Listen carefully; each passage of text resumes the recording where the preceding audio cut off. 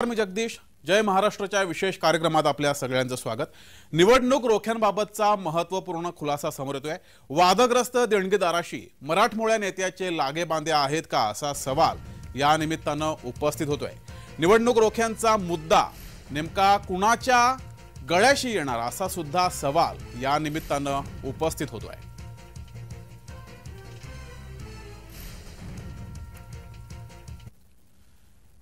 तर निवडणूक रोख्यांबाबत नुकतीच माहिती समोर आली आहे. या माहितीत देणगीदारांची नावे घोषित केली गेली आहेत.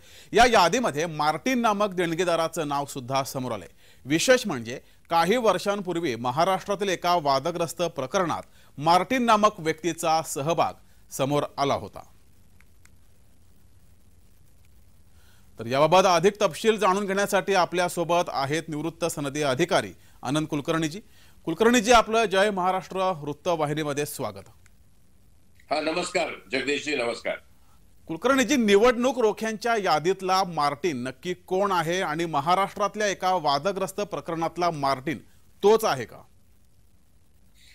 हो, साधारणपणे 7.5 वर्षापूर्वी मी टीव्ही चॅनेल्सवर, ज्याच्या जय महाराष्ट्र सुद्धा आहे, मुलाखत दिली होती.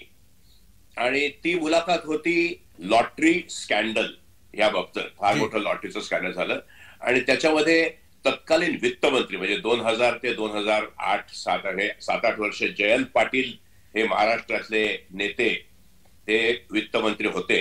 आणि त्यांनी हा लॉटरीचा कसा घोटाळा केला, हजारो कोटीचा, आणि तो रिपोर्ट दाबला, त्याच्याबद्दल मी बोललो होतो. आणि त्यामध्ये मी स्पष्ट सांगितलं होतं की हा मार्टिन त्यांचा पार्टनर आहे. तो तामिळनाडूचा लॉटरी किंग या नावाने ओळखला जातो. त्या विधानावर मी आजही ठाम आहे. तोच हा मार्टिन, जो मार्टिन निवडणूक रोख्यांमध्ये वन ऑफ द टॉप, म्हणजे सगळ्यात 5 जे जास्तीत जास्त टॉप देणगीदार आहेत, डोनर्स आहेत. सॅन्टियागो मार्टिन तामिळनाडूचा हा जयंत पाटलांचा पार्टनर आहे. म्हणजे जयंत पाटील, किंवा असं उलट म्हणा, जयंत पाटील याचा पार्टनर आहे. आणि मी आजही तेच म्हणतो. बरं, मात्र या देणगीदारानं इतकी रकमेचे जे आहेत हे संपूर्ण निवडणूक रोखे का घेतले? जगदीशजी, 1468 कोटी, 1468 कोटी यांनी निवडणूक रोखे घेतलेले आहेत मार्टिननी. मग त्याच्याकडे किती काळा पैसा असावा? हा काळा पैसा आला कुठून? हा जास्तीत जास्त महाराष्ट्रातल्या सामान्य जनतेला लुबाडलेला पैसा आहे. हा जयंत पाटील आणि मार्टिन या दोघांनी लुबाडलेला आहे. बरं, मात्र कुलकर्णीजी, या देणगीदाराचे पाठीराखे कोण आहेत, तुम्हाला काय वाटतंय?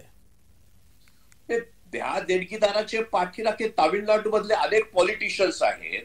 फक्त मला आता आठवत नाही नक्की त्यावेळेला मुख्यमंत्री कोण होतं. बहुतेक त्यावेळेला जयललिता होत्या.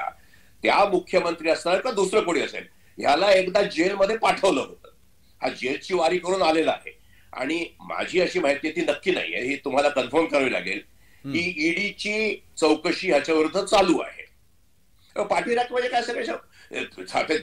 सगळ्या पॉलिटिकल पार्टीजना, राजनैतिक राजकारणी पार्टीजना हा देणगी देतो, ते सगळे याचे पाठीराखे. पण महाराष्ट्रातला त्याचा संबंध जयंत पाटलांचा आहे. बरं, मात्र कुलकर्णीजी, तुम्ही मोठा दावा करताय, काही नावं सुद्धा घेताय, मात्र तुम्ही जे दावे करताय त्याचे तुमच्याकडे काही पुरावे आहेत का? 100% पुरावा आहे. मी पुढच्या 2 मिनिटांमध्ये तुम्हाला एक रिपोर्ट ईमेल करतो. हा कुणाचा रिपोर्ट आहे? 2 नोव्हेंबर 2007 रोजीचा हा रिपोर्ट आहे.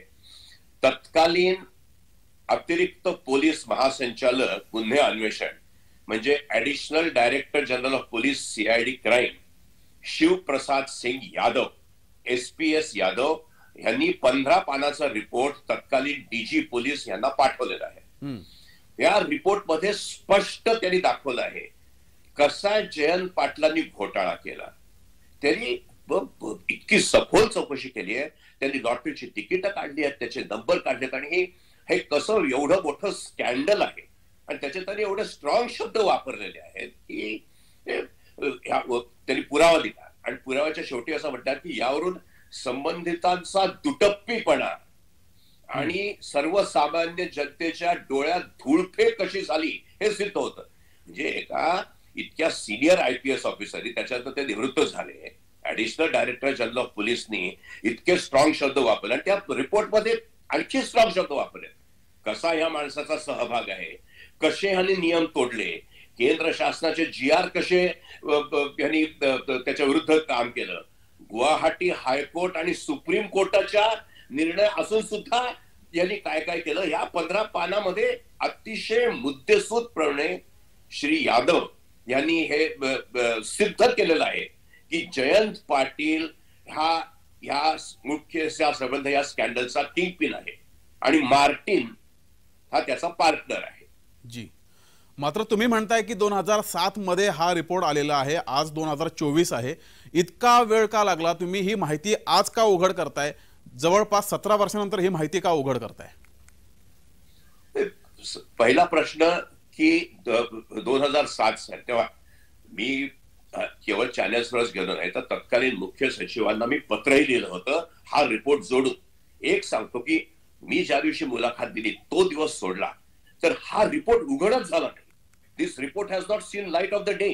कारण असं की हा रिपोर्ट गेला आणि तदनंतर काही गोष्टी अशा घडल्या त्याच सुमाराला की त्यावेळेचे गृहमंत्री RR पाटील यांना पाय उतार व्हावं लागलं आणि त्याच्या जागी आले ते दस्तूरखुद्द जयंत पाटील, तेच होम मिनिस्टर झाले. त्यांनी हा रिपोर्ट दाबला.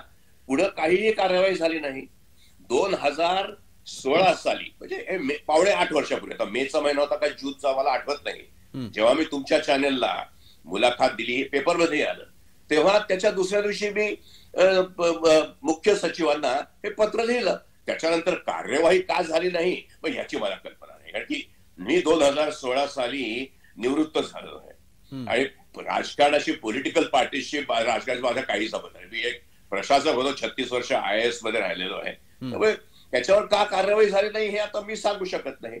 आत्ताची बातमी उघड करायला म्हणजे 2 दिवसापूर्वी ते ह्या निवडणूक रोख्यांबद्दल माहिती आली. त्याच्यात कळलं की हा सॅन्टियागो मार्टिन हा सर्वचे टॉप 5 डोनर पैकी एक आहे आणि तोच हा मार्टिन जो जयंत पाटलाचा पार्टनर होता आज आहे. ते आता ही माहिती आता म्हणजे ही आणखी चौकशी करावी लागेल पार्टनरशिप बद्दलची.